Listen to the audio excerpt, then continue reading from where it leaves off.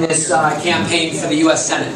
I've been thrilled in the last 2 weeks to receive the endorsements of all the newspapers who have issued endorsements so far. That includes the Chicago Tribune, the Chicago Sun-Times, the Daily Herald, and then most recently the Springfield State Journal-Register came out with their endorsement of me. Really thrilled about those endorsements. Last weekend we received the endorsement of the biggest teachers union in the state, the Illinois Education Association. As my mom was a teacher, that was very meaningful to me as well. So we clearly have the momentum, and I can say that in this race for the U.S. Senate, it's a race that's getting attention all around the country. This was our president's Senate seat. It is clearly being targeted by the Republicans at a national level. They are planning on coming in here, spending millions of dollars in advertising to try to take this seat in what is clearly going to be a difficult year for Democrats around the country. And I think what the newspapers recognized when they endorsed me is that we need a candidate who has not only complete independence and as much independence as possible for the political mess we've really had in this state for too long, but also the right amount of experience. I'm someone who's 42 years old. I'm married. We have a 2-year-old at home.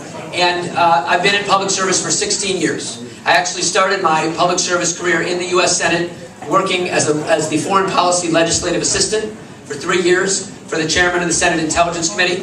I served as the law clerk for the Chief Justice of the U.S. Supreme Court. I came home and was a federal prosecutor under Pat Fitzgerald, fighting against corruption, fighting against fraud, fighting against gang violence in the worst neighborhoods in Chicago and in the outlying areas. And then 4 years ago, in the wake of some very extensive corruption scandals in Chicago, something I'm sure you're very surprised to hear about, I was appointed as the Independent Inspector General of Chicago, turning an office into something that was completely independent of City Hall, going up against the mayor and the machine in Chicago, and digging out corruption and waste in city government, and then issuing public reports and being transparent to the owners of the government, all the citizens, about what was going wrong. And then last year, right after Governor Blagojevich was arrested, there were a dozen of us who were appointed to the Illinois Reform Commission. And we traveled all around the state with a mission of trying to clean up this culture of corruption we've had for too long. Fighting for transparency, fighting for reform in our campaign finance laws, and really fundamentally trying to fight against a system that people see as stacked too much in favor of the powerful.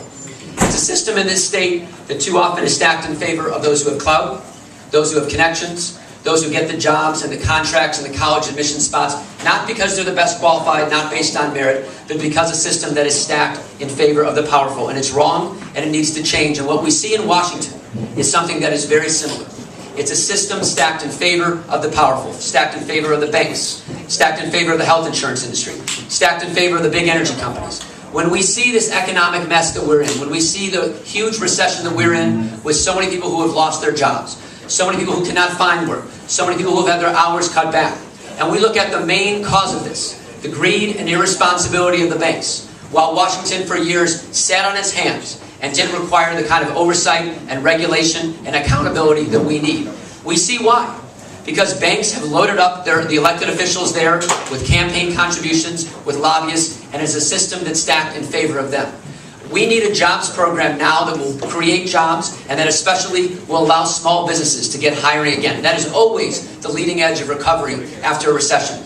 But banks, after being willing to engage in huge amounts of risk, are no longer willing to help. And the federal government needs to do much more to push and push and push and force the banks to get lending out the door so we can get jobs going again.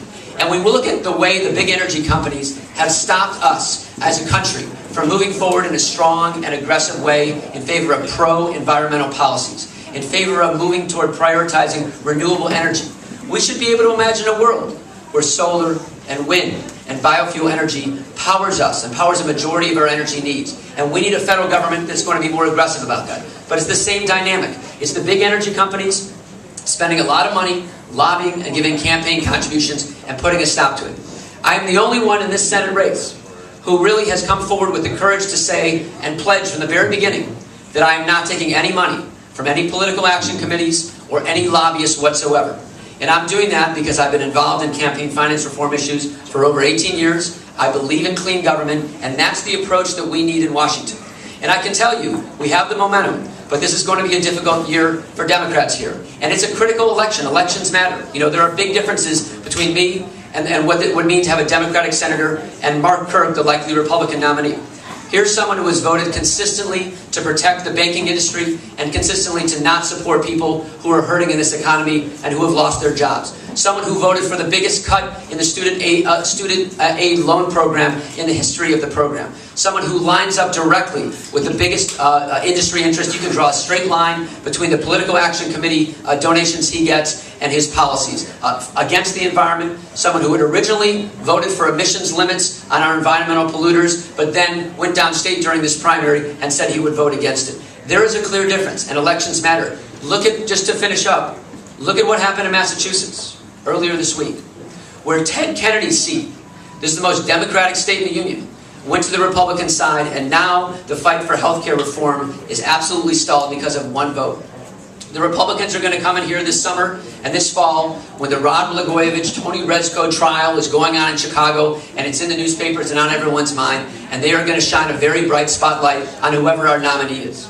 And my main opponent in this race, who is not here today, is Alexei Janulius. He's 33 years old. He's held 2 jobs. One is the vice president of his family's bank, and one is the state treasurer, where after being there for 2 years, he started running for the Senate. And if he is our nominee, Tony Rezko and the business relationships that he and his bank had with Rezko, the failed college savings program that caused $150 million of losses to parents all around the state, the Bright Start program that he ran as the treasurer, these are going to be things that we're going to be hearing about during the summer and the fall from the Republicans. And we cannot afford that. We need a nominee who takes the corruption issue off the table. Not only do I not know Rod Blagojevich and Tony Rezko, but I've been helping to lead the fight against corruption and for reform and for clean government. And we deserve that as Democrats. We deserve a candidate who can be A+ on ethics and integrity and progressive and fight for those issues in Washington. And in this election cycle, if we are going to keep this seat in Democratic hands, this is our president's seat, we need someone who meets those tests, meets the test of experience, meets the test of independence, and has the strength and integrity to take on Mark Kirk in the general election, win, and then be a strong U.S. Senator for our state. I really appreciate all the support that I've received out here in Kendall County. It's a true honor to be here today, and I can say that it would be a true honor to represent all of you and all the citizens of this state in the U.S. Senate. I'm David Hoffman. Thank you very much.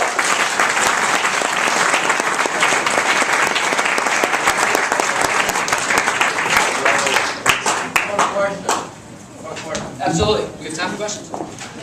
We got one. Okay, good. Absolutely. What are you going to do about the Supreme Court decision? Yeah, so the question was about the Supreme Court decision.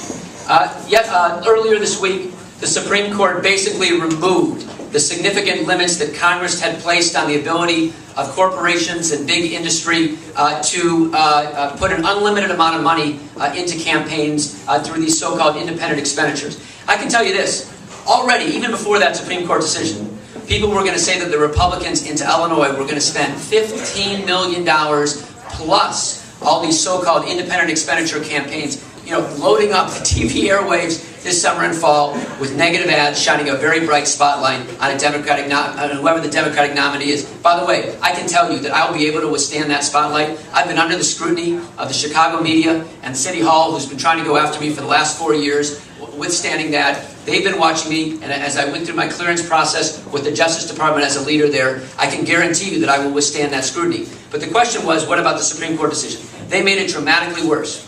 And about 20 years ago, the Supreme Court said in a decision, something that I disagreed with, money is speech. Money is not speech. The ability of the most powerful, wealthiest interests in our society to overload a campaign because they can spend the most money. And our Supreme Court's going to come down on their side and use the First Amendment to protect that. It's just wrong. So let me say this. What can we do about it? There's not a very good answer to that, because when the Supreme Court interprets the Constitution, and I know that from my time as a law clerk there, when the Supreme Court interprets the Constitution and they get 5 votes that say something a certain way, it is difficult to impossible for Congress to do anything, because Congress can't overrule the Constitution. So while Congress is talking about ways of maybe redefining what a corporation is, our options are very limited. That's the honest truth. And until the makeup of the Supreme Court changes, or until the people who are there come to their senses and change their mind, our options are limited, and a system that is bad right now in terms of how much money is in our politics is getting worse. That's the bottom line.